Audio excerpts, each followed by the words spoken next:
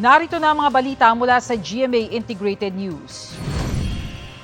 Naglabas ng yellow rainfall warning ang Pag-asa para sa Zambales, Bataan, Batanes, Ilocos Norte, Ilocos Sur, Pangasinan, La Union, Benguet at Abra. Asahan ang malalakas na pag-ulang dulot dyan ng habagat na pinalalakas ng bagyong Hana.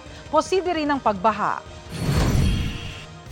Narito naman ang iba pang balitang binabantayan ng GMA Integrated News. Tropical Cyclone Wind Signal number 1 nakataas sa Batanes at Babuyan Islands dahil sa bagyong Hana. Bagyo, inaasang lalabas ng PAR mamayang gabi o bukas ng umaga.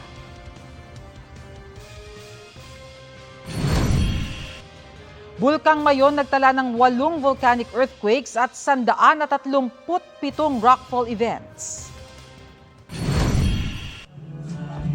At mamaya sa 24 oras weekend, ang huling pamamaalam sa batikang broadcaster at kapuso nating si Mike Enriquez. Para sa mas malaking misyon at mas malawak na paglilingkod sa bayan, ako po si Bernadette Reyes ng GMA Integrated News, ang News Authority ng Pilipino.